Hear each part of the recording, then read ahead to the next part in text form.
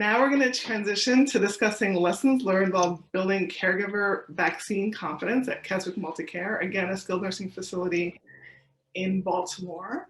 And it's interesting because Keswick hires nursing assistants, so the workforce overlaps very tightly with home care. So there are nursing assistants who work in home care and who work in facilities, and there's some who just work in facilities. But regardless, when you think about this caregiving professional workforce, and that Keswick at one point was able to have more than 80% of the caregiving professionals actually agree to and become vaccinated for COVID, I thought there could be some interesting lessons that they could share with us about how they approached increasing or even engaging caregivers around getting vaccinated. And to tell us about that, it is my honor to introduce Carmel Roques, my mentor and friend. She is the CEO of Keswick, and she has more than 30 years of experience leading and repositioning senior care organizations. Her areas of expertise are broad and diverse. She's a licensed nursing home administrator. She's a licensed clinical social worker. And most interestingly, I think her perspective will be very valuable to this audience because throughout her career, she's held many positions, including working as the director of home care and adult daycare for Catholic Charities of Baltimore. And so Carmel has both the perspective of a nursing home administrator and championing the response to the COVID pandemic and the COVID vaccine at Keswick, but she also has the insight and intelligence to understand how home care is different, and she can help us to understand what are some of the things that she did and how may they translate to the home care industry, and so that more and more agencies can also achieve that greater than 80% vaccination rate. So Carmel, it is our pleasure to have you here today. I'm going to stop sharing and let you know that now this part of the presentation is going to be a conversation between myself and Carmel.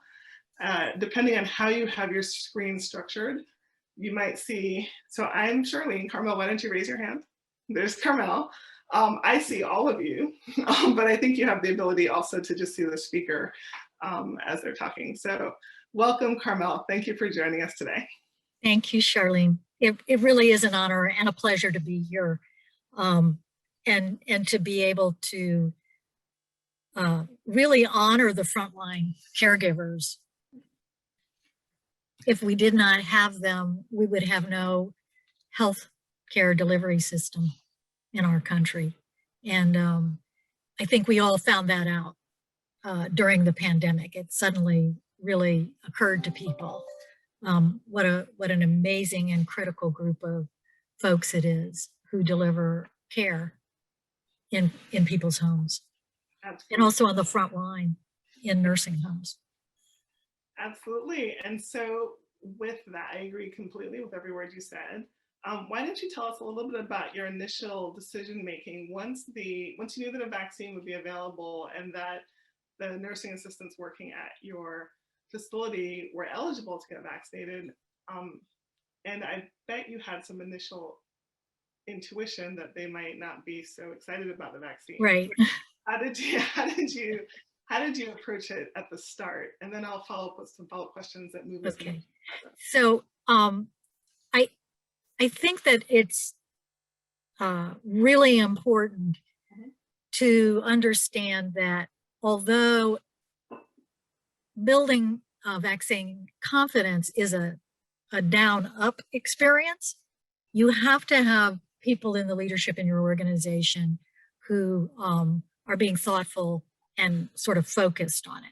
So because we had been through the experience of the pandemic, and we'd been through the experience of needing our staff to be safe and their well-being to be maintained, we were pretty focused already on what was going to be the next step.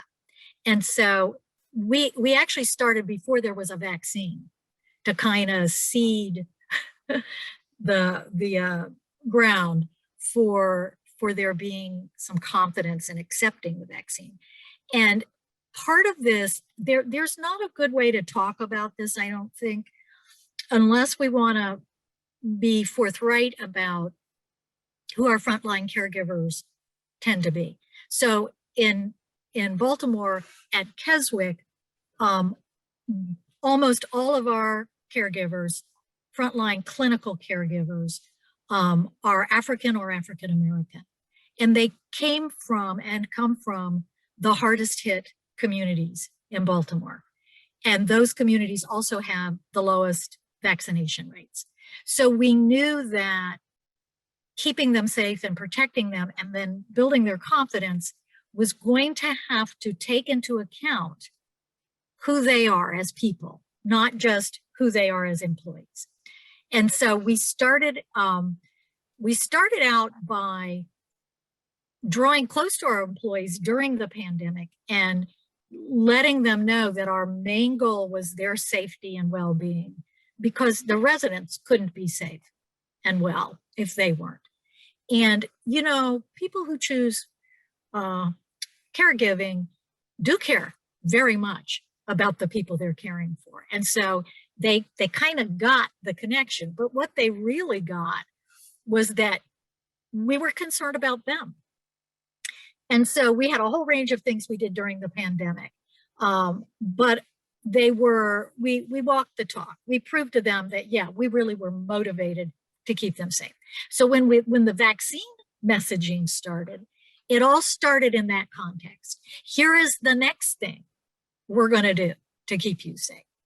And so it had some believability to it, which was a tremendous advantage. I don't want to pretend like we didn't understand that that was a huge advantage. We were not in a situation where our staff had gone through the pandemic without PPE, without testing, you know, without supports. So they believed us when we said, okay, here's the next good thing for you. So we took a really, an approach that had many, many different elements to it.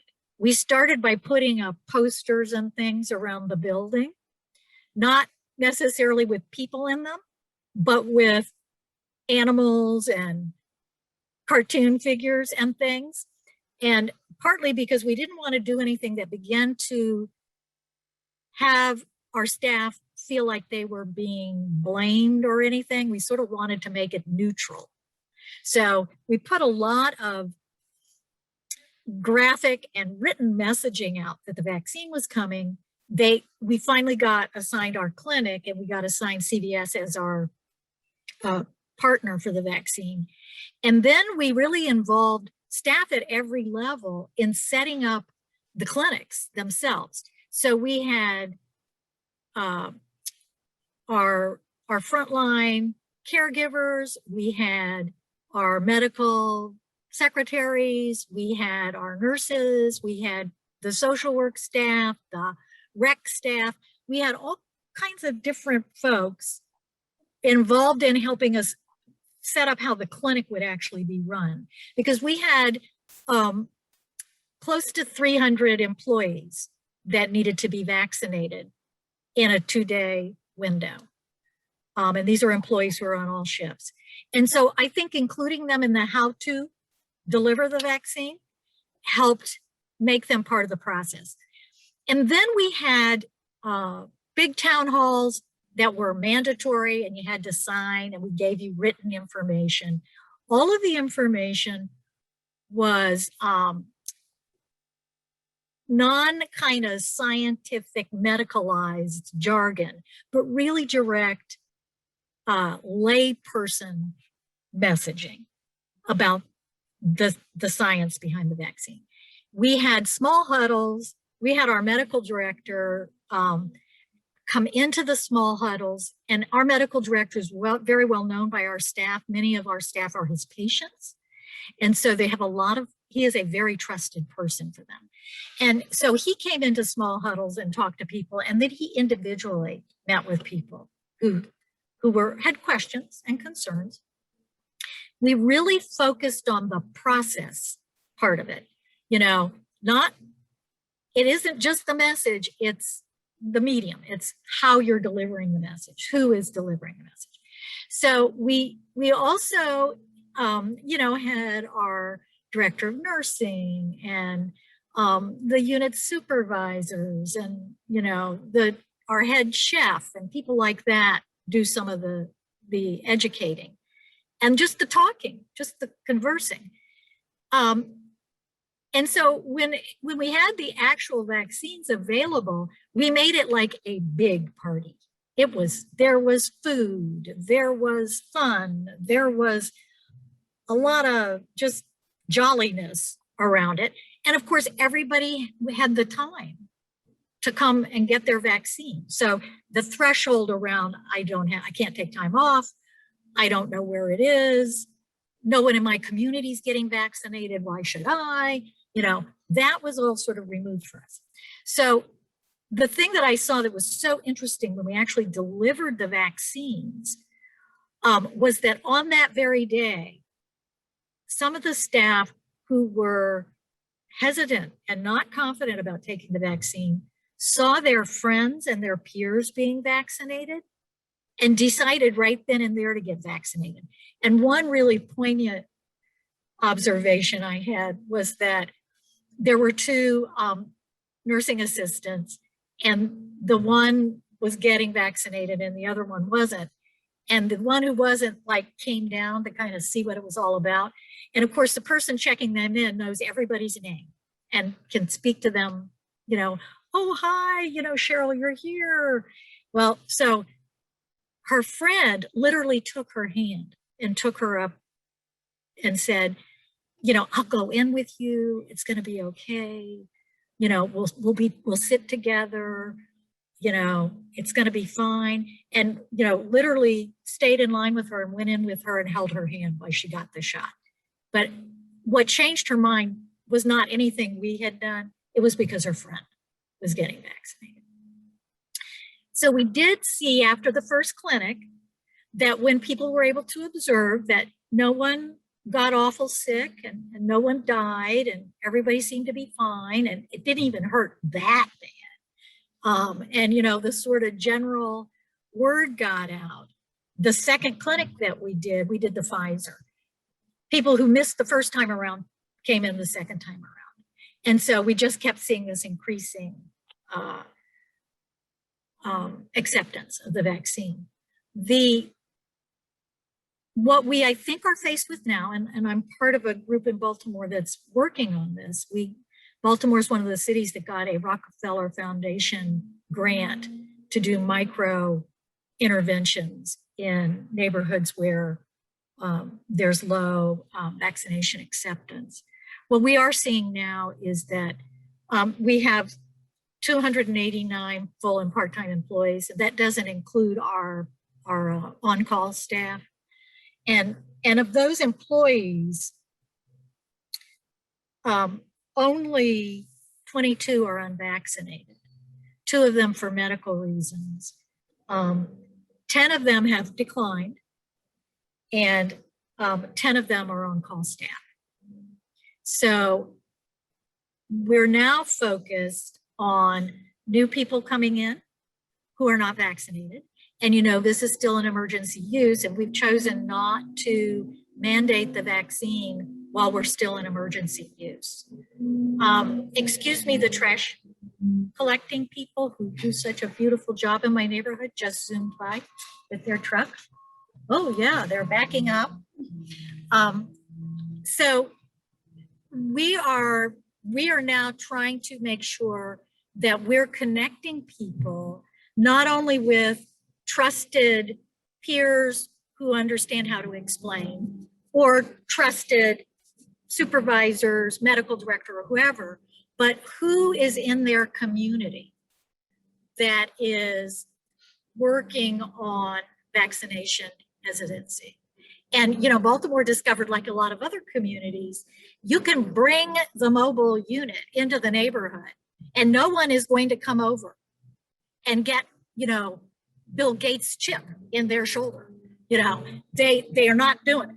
Or, you know, oh, we know Johns Hopkins, they tried to kill off our elders in the last, you know, go around and experimented on us. So there's a lot going on in some of our neighborhoods to make the vaccine not seem like a good thing. So they didn't come running to the mobile clinic.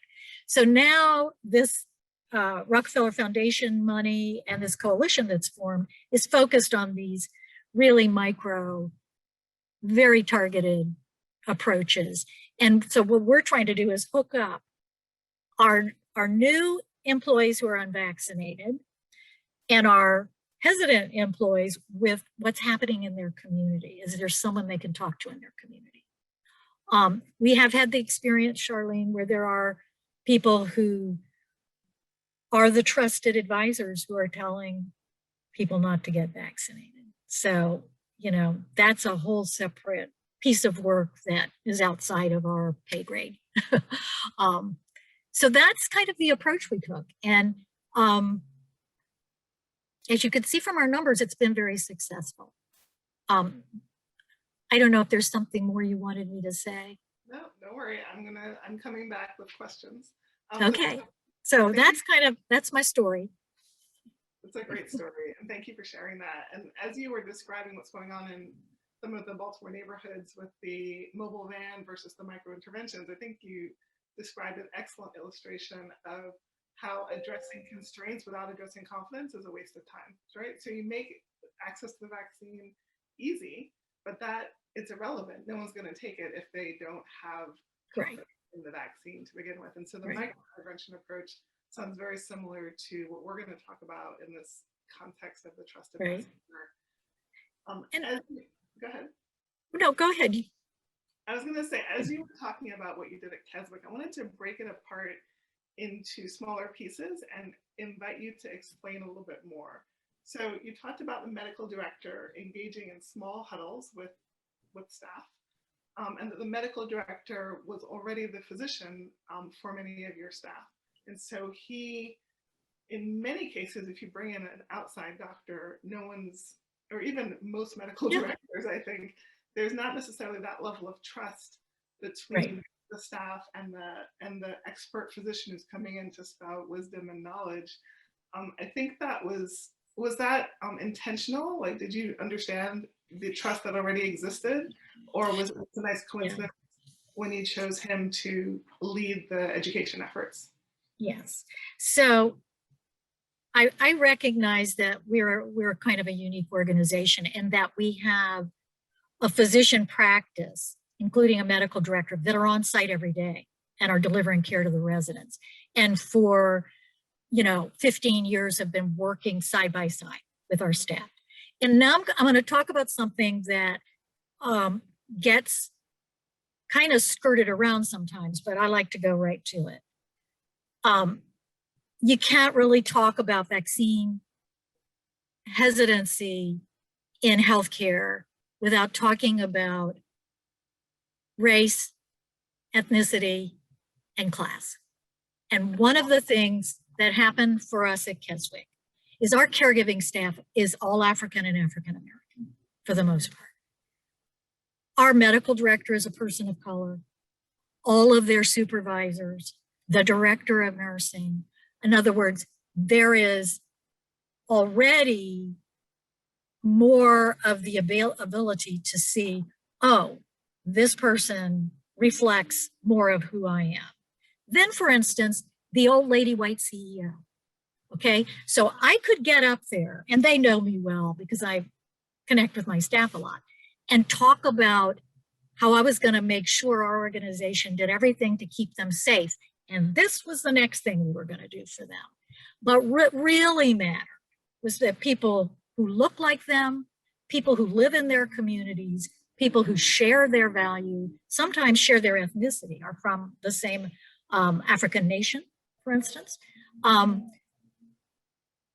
that's who was talking to them. And so, no, you cannot just import an expert. It doesn't matter what Dr. Fauci said. It really doesn't. For people who are truly hesitant, and it's not about, yeah, I get the science, I'm on it, no problem. That's not going to help.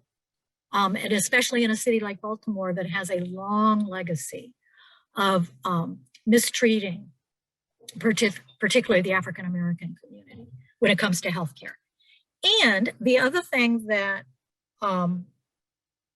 we recognized was not everybody wants to talk about all this in front of a lot of other people, so it began to be some very, one-on-one conversations.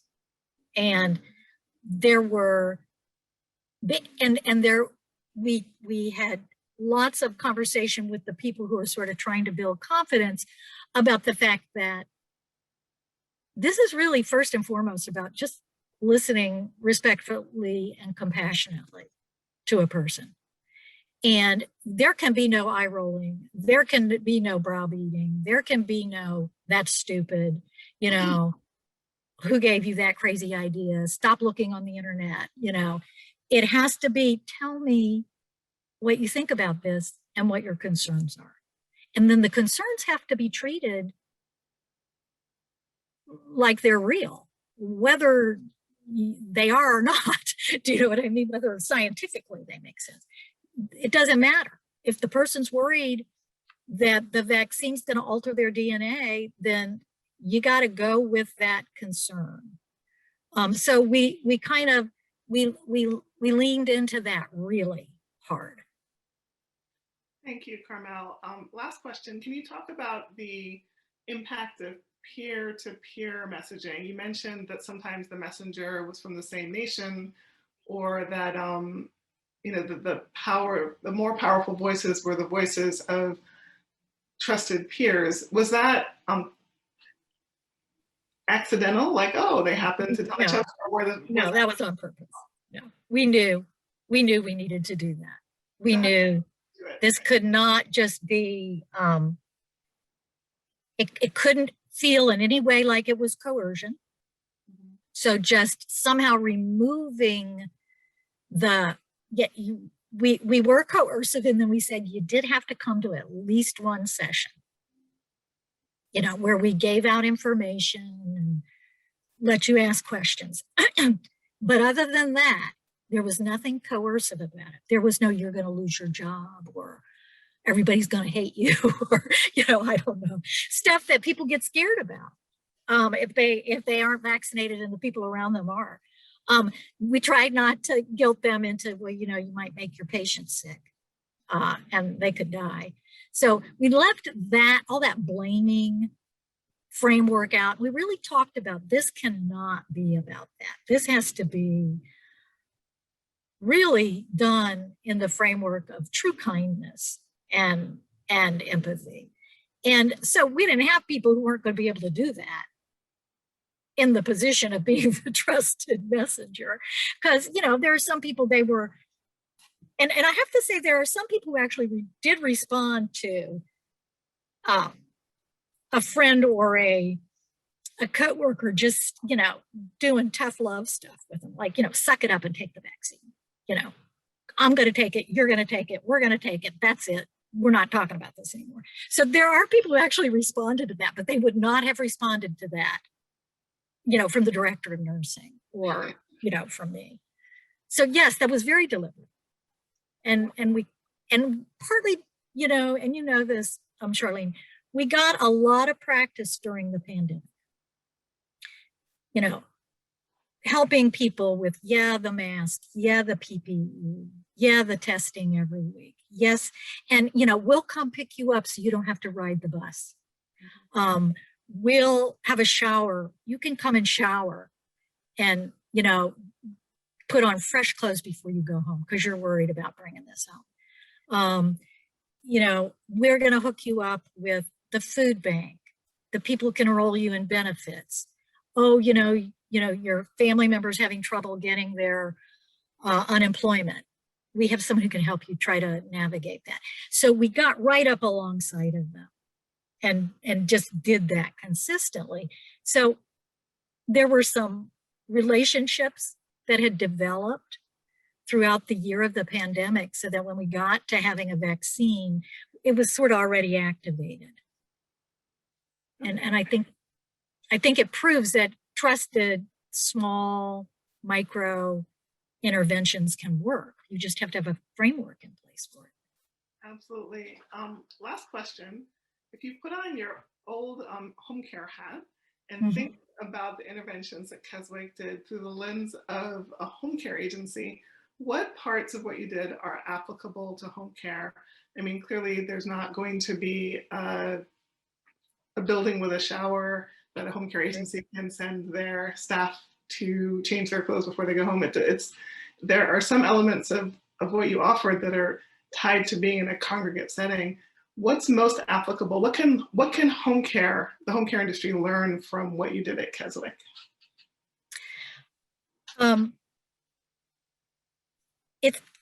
I want to say, first of all, I'm going to turn my air conditioning on. Okay, guys? Because it's getting really warm in my car. Yes. Oh, yeah, that works. Is that too loud? No, Is that okay? Yes, that's great. Okay, so I want to be really clear that I understand that we could do some things as an organization that a home care agency or a home health agency whose margins, like nursing homes, are very, very thin, maybe couldn't, because we were able to provide PPE and masks and testing. And that builds confidence. So it was the things we could do. But I think from my experience running a home care agency for Catholic Charities, I really think it's about relationships, and you either have it or you don't. And that's unfortunate, because if you don't, you're starting kind of really way behind. But it has to do with being really respectful and really honoring, truly honoring the people who go into people's homes and care for them. And if somehow the agency has not conveyed that from the beginning, you aren't going to suddenly be able to turn a switch and say, in the context of a relationship or a culture in which you feel very valued, you should listen and talk to us about your vaccination hesitancy. So I think that if this is why, Charlene, I think it's so important that if there are people in your workforce, if you have staff who are trusted leaders among the staff, and some of that relationship is already in existence, you should leverage that, because it's really the most important tool you have. And so what we saw at Catholic Charities, our home care staff had huge connection with each other, well beyond working for us. So many of them were friends, or went to the same church, or used the same hairdresser, or their kids were in the same schools, or they knew each other's grannies, or, whatever from the neighborhood. So they already were attached to one another. And so I think that's something you can leverage. If you have someone on the staff who's like, yeah, this is going to keep you safe. I don't want anything bad to happen to you. I did it, I'm okay. Everybody in my family got vaccinated. This is the place you can go. There's a clinic over here, or there's a whatever, or I'll take you to the clinic. I think if you can, I think you need to leverage that, because not every home care agency has a culture where the frontline staff feels respected, cared for lack of a better word, loved.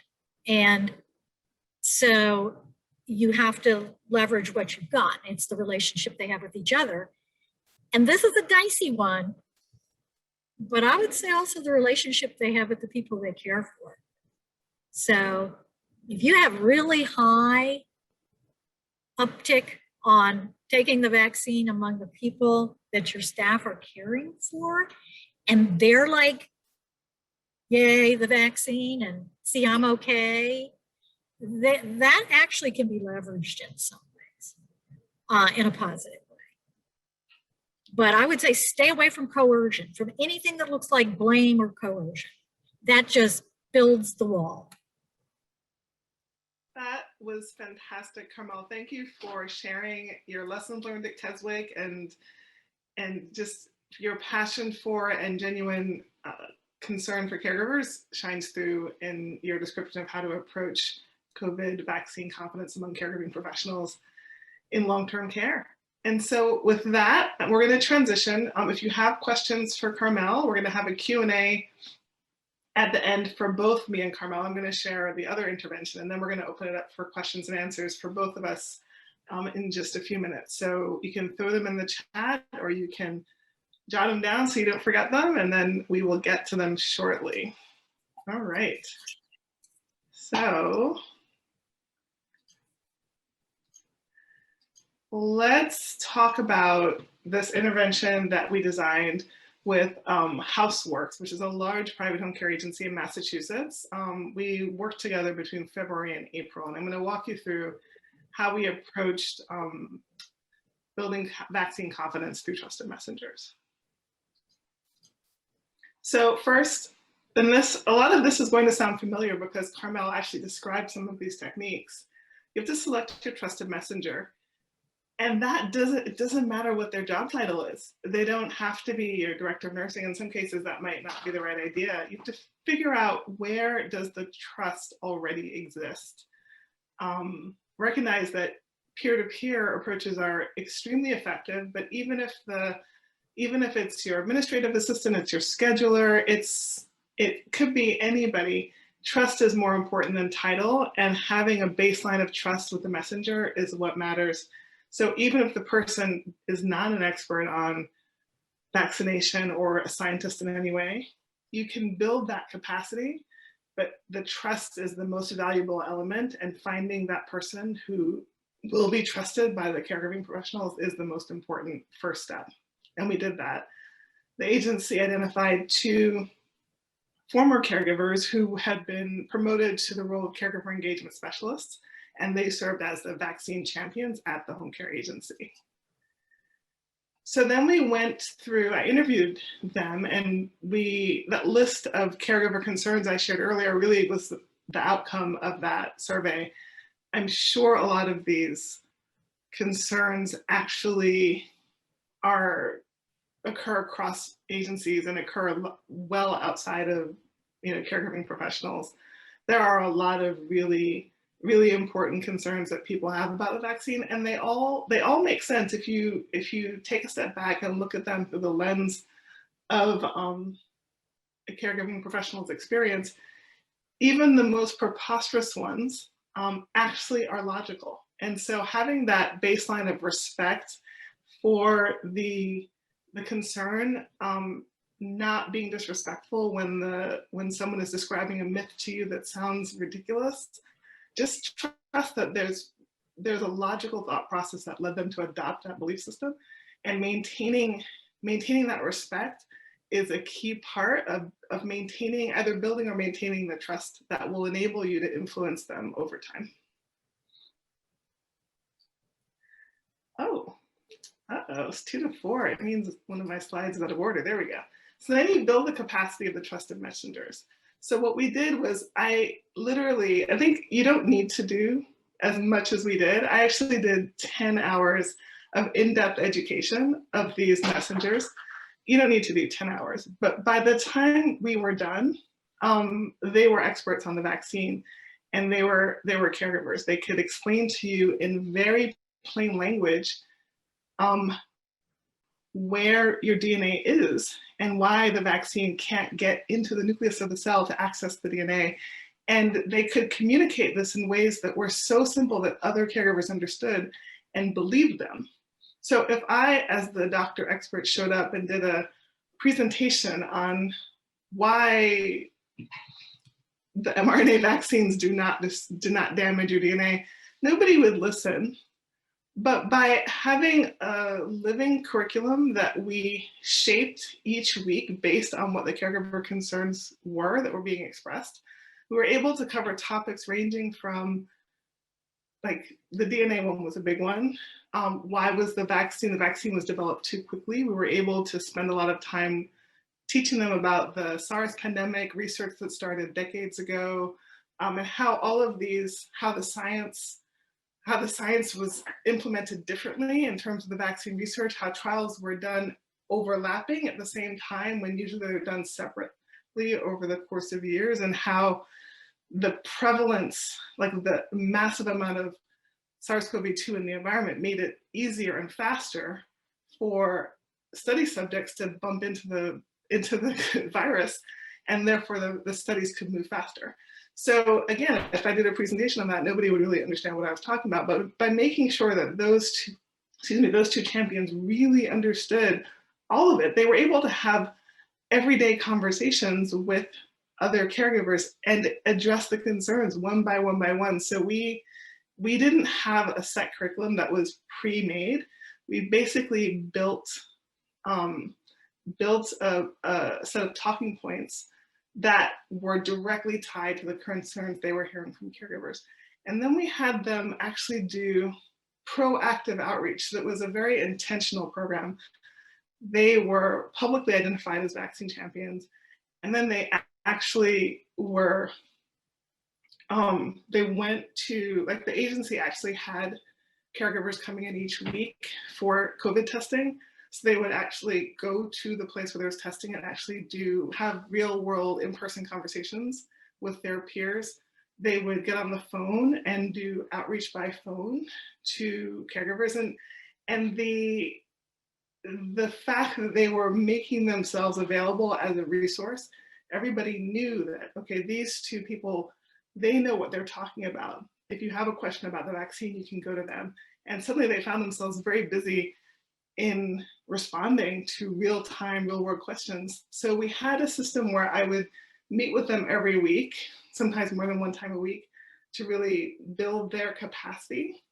And then I was available as a mentor throughout the time period, so that anytime a question came up that they couldn't answer, they were able to reach out to me for me to then equip them with the capacity to answer that question, so they could maintain their role and their position as the expert to their peer group. It was really powerful. And so they're building the capacity of the trusted messenger. It's why it doesn't matter if the person that's trusted is the director of nursing or has an existing knowledge base about the vaccine. It can be taught. And then step 4, well, this is I already covered some of this. We had we even had sessions with the champions on the stages of behavior change and how to recognize when someone is pre-contemplative, when they're not really in a position to be persuaded. But we also talked about some of the interventions that we use in medicine. So when I was in training to become a doctor, I remember learning about alcohol interventions with people who are living with alcoholism. You have this evidence base that even when someone appears to not, even when your patient appears to not really care what you're saying and isn't interested in stopping drinking, that you just bring it up every single time. And that over time, you can actually have an impact. And so while we focused on the people who were hesitant, they actually reached out to everyone, even people who were who were strongly and adamantly against getting vaccinated, still reached out to them, didn't reach out to them as often, but still reached out to them. And a subset of them actually did change their mind over time. And we found that some of them actually reached back out to the champions independently weeks later with questions. So again, creating this safe environment where there was peers who had real expertise that other peers could go to in a safe, non-judgmental environment and get their questions answered and get encouragement and learn also from their own experience. The champions were already vaccinated. That was an important part of it, but they were walking the walk, and they could talk to their personal experience of getting vaccinated. And so for the people who were, like the 5th step was removing constraints. This was pretty simple. This was for people that once they had moved from hesitant to actively wanting to get vaccinated, this was during the time when it was still hard to get an appointment. So they would provide hands-on assistance with making appointments. They were able to, in some cases, they even went with caregiving professionals to the vaccination site and essentially held their hand as they got vaccinated. but this constraint step really happens after there's confidence and after the decision has been made to be vaccinated. So there's a psychological shift from hesitant to I want to get vaccinated. And then once they've made that decision, then there's helping them to execute the decision in a context when it was really hard to get a spot. It's not so hard now. So this step maybe looks a little bit different, but at the time it was very important.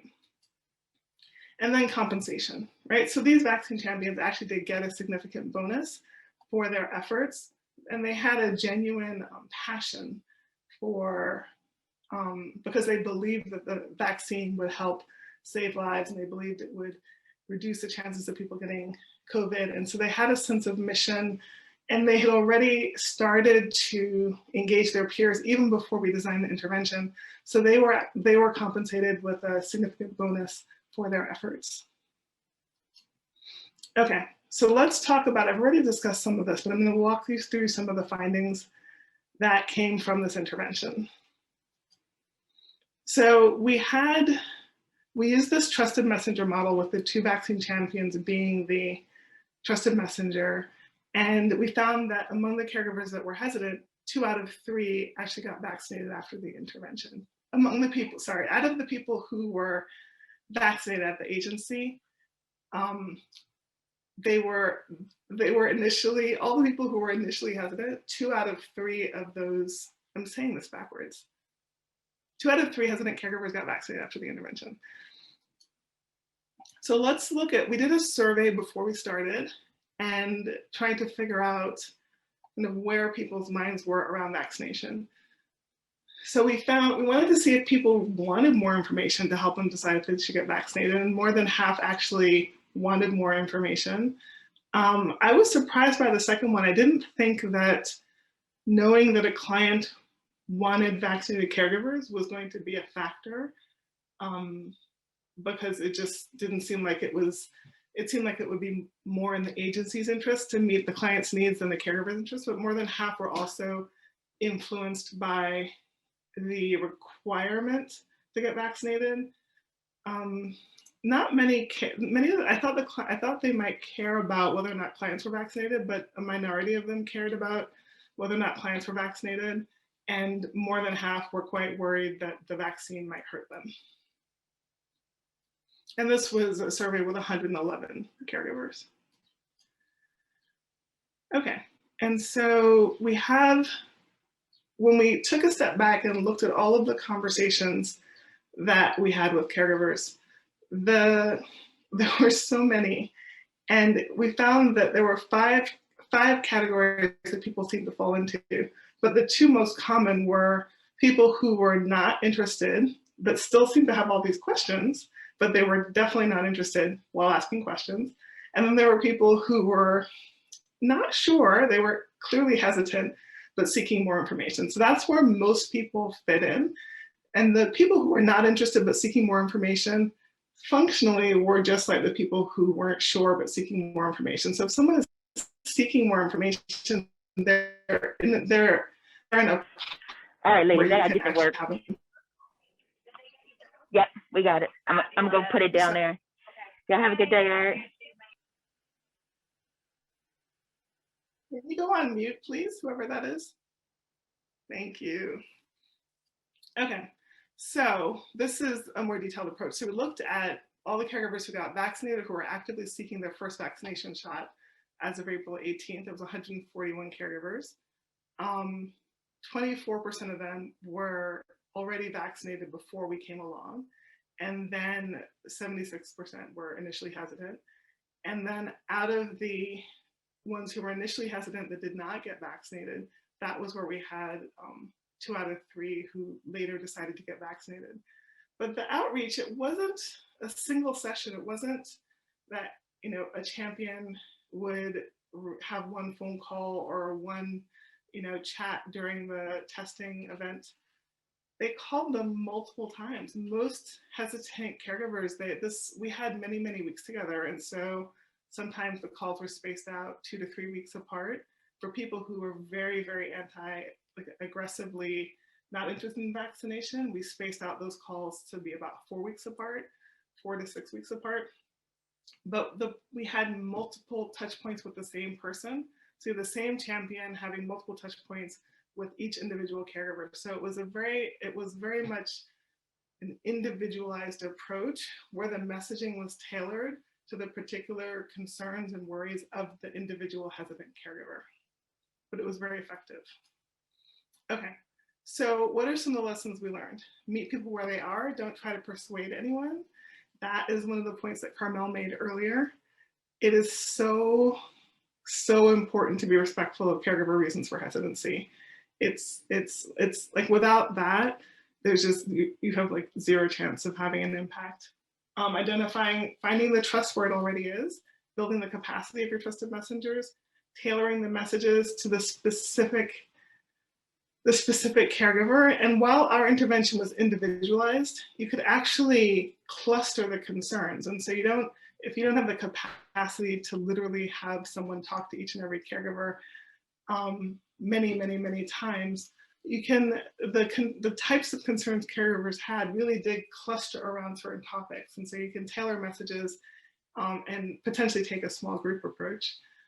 We definitely adapted the messaging as circumstances changed. So for instance, when the news came out that the Johnson & Johnson vaccine had that very concerning, the cerebrovenous sinus node, CVST side effect that was so threatening, we anticipated that there would be kind of this uproar against the vaccine because there were a whole bunch of caregivers that were waiting for Johnson & Johnson because they only wanted one shot. And that was wrong. We didn't actually see this uproar. There wasn't a flurry of concerned caregivers demanding to know more, but we definitely adapted to that development and prepared the champions to be able to address questions. And because they had already been vaccinated, they were functionally trusted vaccine endorsers.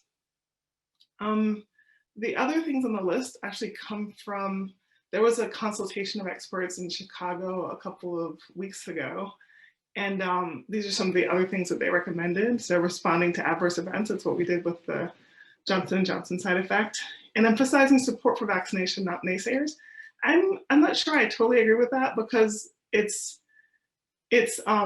having sort of a blanket message of positivity isn't really meeting people where they are. Just understanding where people are and why they might be naysayers, and then having trusted people engage them around their concerns is the approach that we found to be most effective.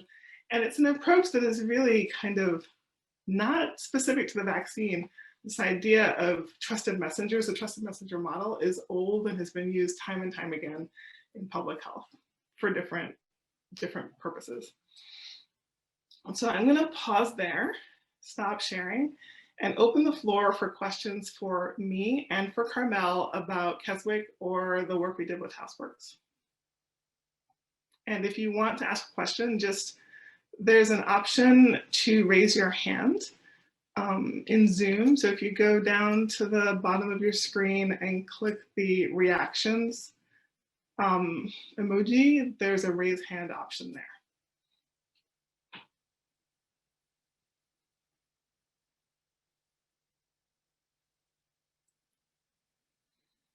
I don't have so much of a question, is just wanting to reflect again on this. When you do have people who have been approached multiple times and in multiple ways and continue to not want to be vaccinated, I think that then it's time to be supportive about other ways they can keep themselves safe, and just really emphasize, masking, hand washing, distancing, because I do think there's a group of people who have we see them at Keswick, they are not going to be vaccinated. There is not anything we can ever do or say that is going to change that. And for people who don't even have the option because of health issues, they're stuck. There's not anything they can do about it. So being really supportive around, well, there's still things you can do to keep yourself safe, because that's really what we're concerned about. And that, I think that's a powerful and important thing to do.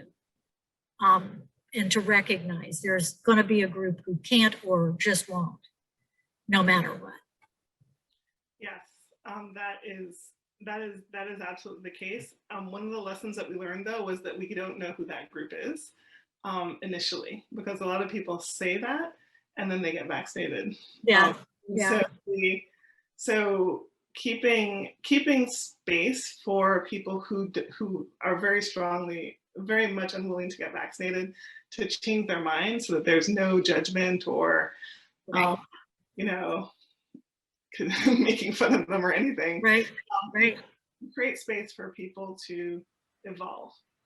There were two of the other engagement specialists at this agency weren't willing to get vaccinated, so they weren't champions. But what I did was I had sessions with them. I had sessions with them anyway, because they were getting questions. So they weren't champions, but my goal, I had a secret goal of figuring out why they didn't want to get vaccinated.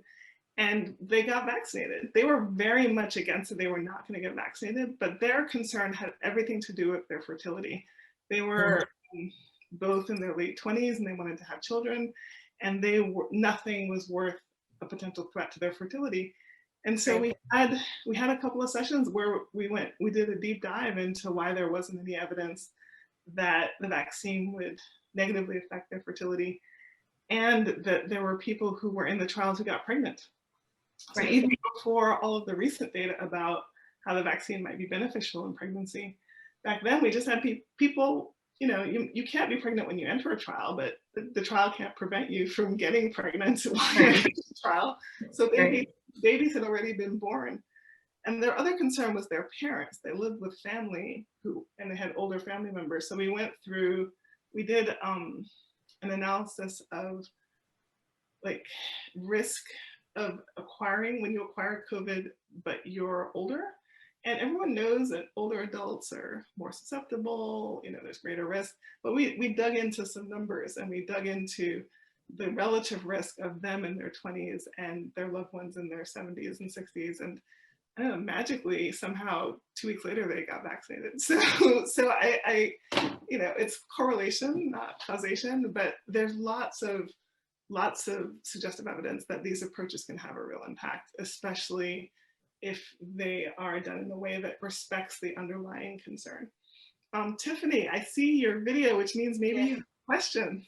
Yeah, can you hear me? We can hear you. Welcome. Okay, perfect. Thank you. Hello.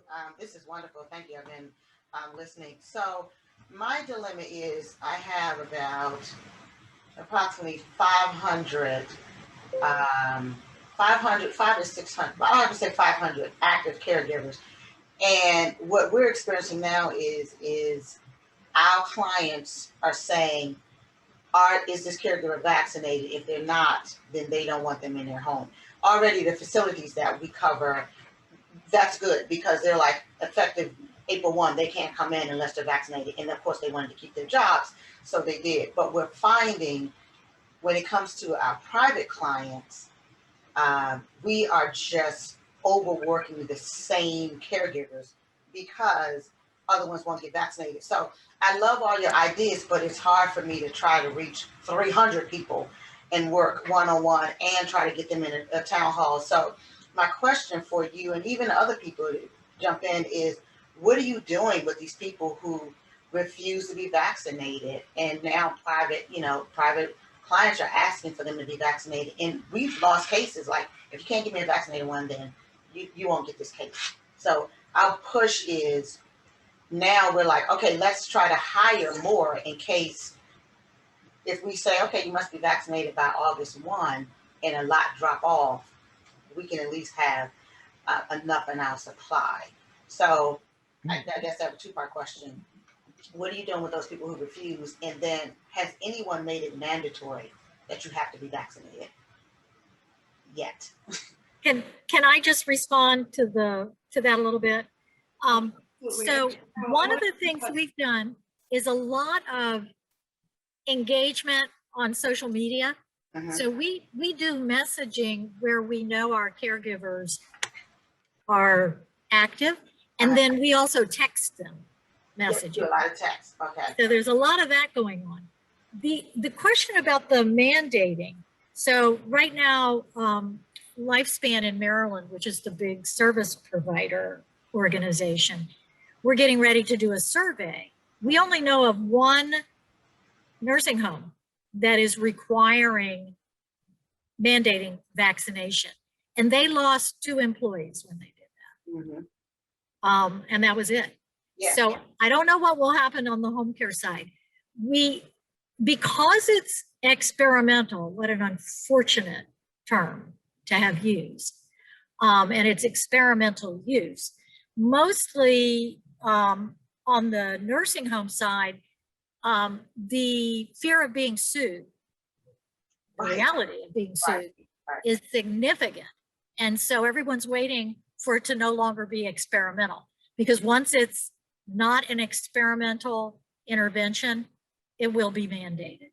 Well, we started off with, because of course this came and landed right on my desk because I'm the HR director. And I said, look, we can just say, we respect your decision. If you do not want to get vaccinated, but do note that we cannot promise that we can give you the amount of hours that you're normally getting. And I just say, you just stop right there, because now it's back on your court. Do you want to reduce your hours that you usually work these 12-hour shifts 3 or 4 days a week to maybe 2? Whatever, it's up to you now. And I feel that's the safest way. And Dr. Charlene, I want to ask, is that a good, safe way where I'm like, I'm not trying to discriminate against you, but I can keep you on, but I can't guarantee that you're going to get a lot of hours because clients are asking for vaccinated caregivers. Yeah. Tiffany, we have on-call staff, a significant on-call PRN or whatever you want to call it pool. And that's exactly what we do. It's like, we just can't call you in and give you shifts. We're going to, unless you're vaccinated. So you make the decision. Okay, good. But have you sent out, because now management wants me, they're like, hey, we need to now send out notice stating, if you are not fully vaccinated by a certain date, and we're going to pick one, maybe July 31st or August 1, then do know, we respect that, but your cases, your hours might be reduced, and just send it out and say, hey, we're going to go to a mandatory vaccination. Has anyone done that? When sent out a notice saying you must be vaccinated by this date or So at 11, we're actually the topic is mandatory vaccination. So good. We're gonna do a deep dive starting at 11. Okay, so I'm saying, all right. Okay, so I'll wait then. All right. It's great. These are great questions. And so we can do a deep dive then on this question of mandatory vaccination. Okay. We'll have Brian Steinbeck from Epstein, Becker, and Green, who's going to come and talk to us about that.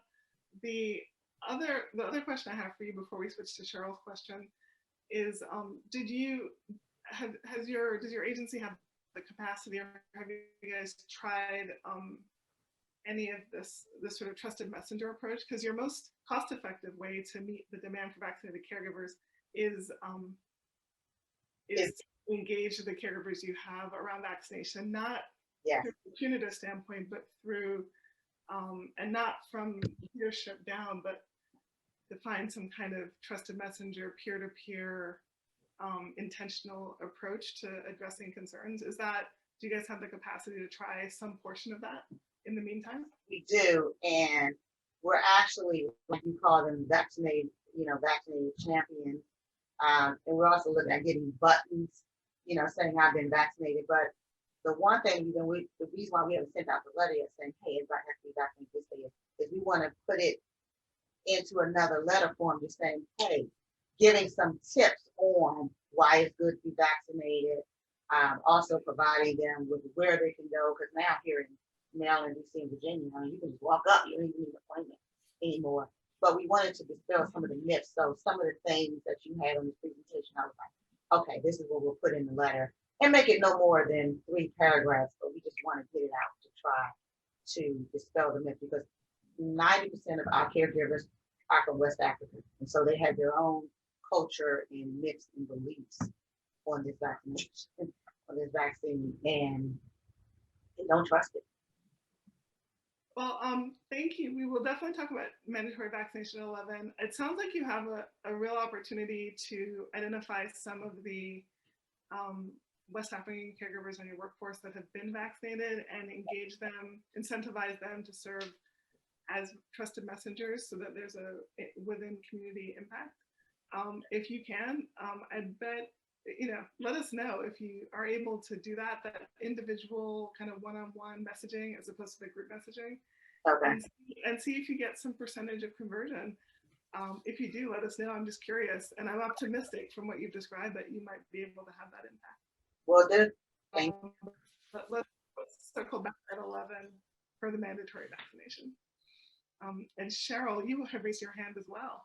Yes. My question is, in Oregon, I am working with a very large workforce that supports people in Oregon who are eligible for Medicaid or what we call Oregon Project Independence, which is a general fund program.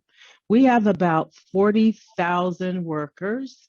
And when I looked at the data last month, there was about 30,369 working, and about 15,864 of those have been vaccinated. So that's 52%. But have you ever thought about how some of these principles that you've been talking about that have worked in some of your projects, which work at a larger scale, where we've got folks supporting individuals in this consumer-directed program? For example, a consumer could say, I want all my workers vaccinated. And that worker would have to make a personal decision if they would want to continue to work for that individual, because they can go find somebody that's vaccinated and work with them because they have that employer-employee relationship with them. But I've been thinking about some of the things you said. I like the vaccinated champions. I mean, we could definitely develop that piece among the workers. But have you ever thought about doing this at a larger scale?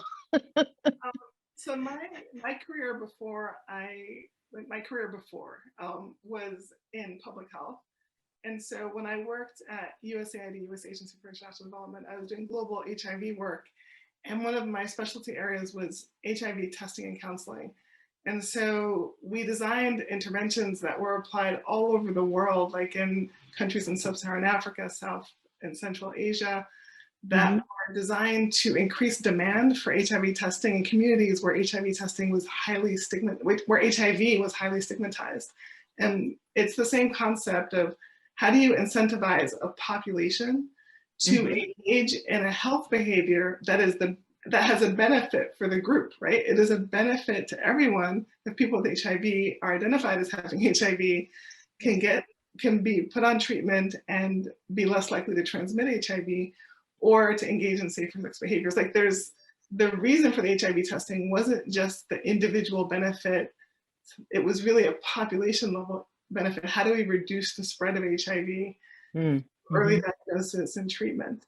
And it's the same, it's a different situation, but it's the same concept of how do you engage a population, not just caregivers, a population in getting a vaccine in a context where for the hesitant, there may not be as much societal stigma, but there's definitely barriers to engaging in the health behavior that has a personal benefit, but we're interested in it because it has a population level benefit.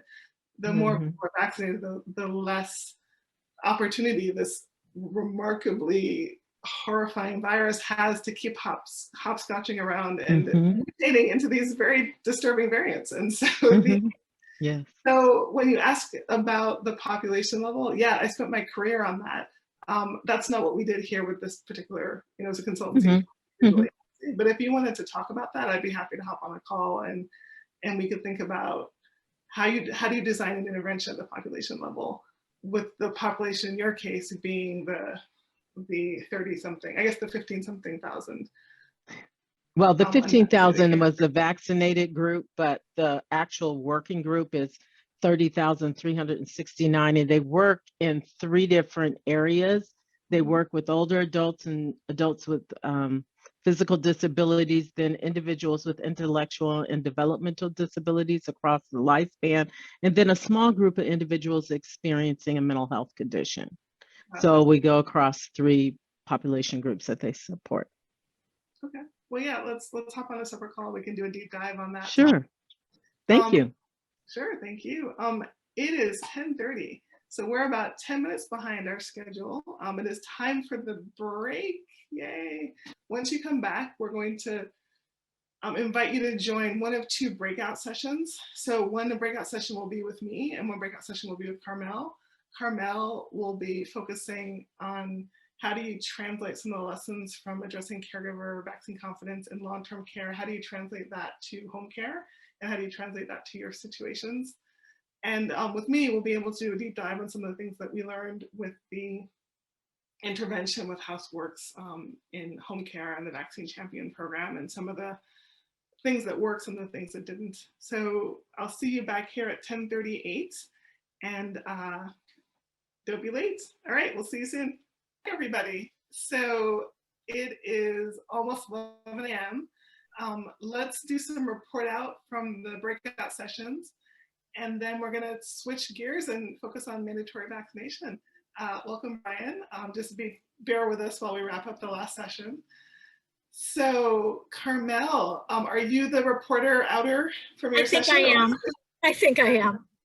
So I shared a little bit about my experience both at Catholic Charities, which is similar to Keswick in that it is a long-lived, very connected to the community organization that has served the poor and disenfranchised in Baltimore forever. And so we had a contract with the state of Maryland to provide care in the home for elderly people. It was a Medicaid eligible population. And then in the continuing care retirement communities, I've worked a lot with private home agencies because that's a very affluent group, but they live on a campus, but many of them use private home care agencies. And so the challenge really, I think that we were surfacing is that it's very hard. We were able to have peers in, you work on my shift, you work with me every day, you're on my unit, I know you. We had the ability to leverage that relationship. And that's not necessarily true, of course, for home care. Plus, we leveraged who's your immediate supervisor or your contact, who schedules you. And thinking that that might be a way to leverage some connection around this for staff, because if you're in an agency like Cheryl was describing, the consumers drive who they employ to care for them. It's a list. It's not like there's someone who's scheduling. I think it's a little different in some private home care agencies. So there is some connection with a person, probably not the owner. And so talking about how can you get people who are really peers and to be communicating with each other. I think also using social media, so we push messaging out on our website and on our LinkedIn and on our Facebook page, and try to figure out how to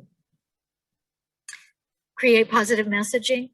And we were just starting to talk about incenting people to get vaccinated. So the state of Maryland actually did that with their employees.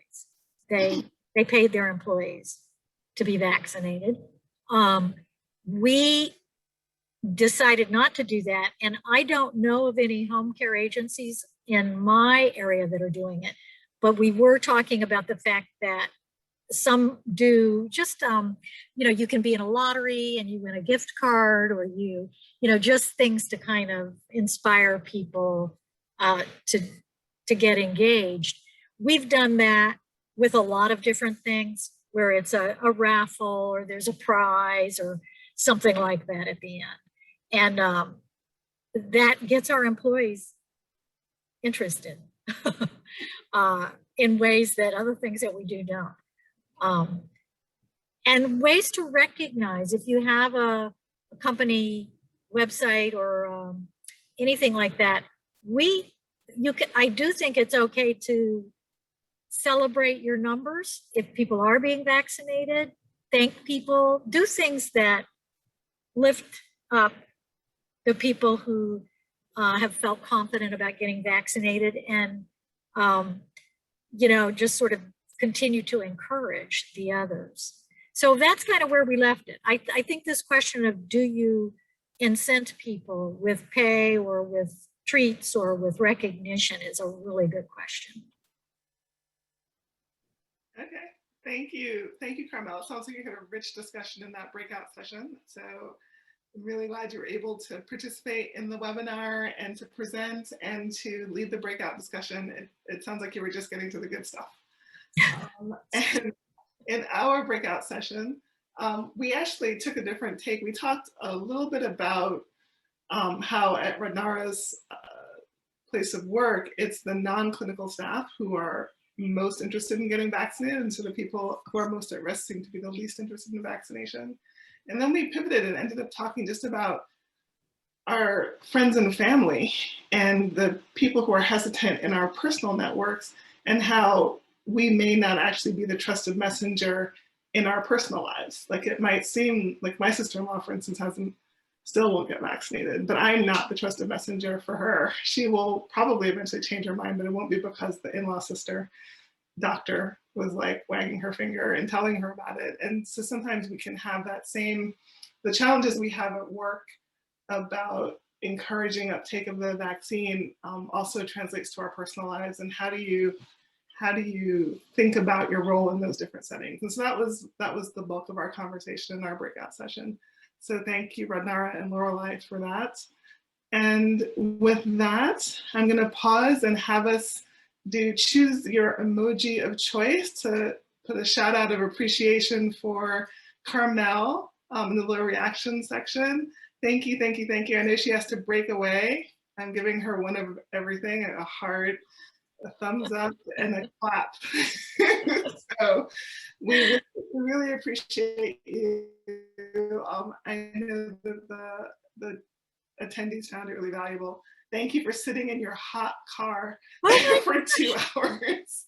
It was worth it. This has been very inspiring for me, and I'm going to take back some of this learning to the coalition in Baltimore that's working now on these micro interventions to try to improve our vaccination rates in our communities that are so hesitant still. So thank you for all of this.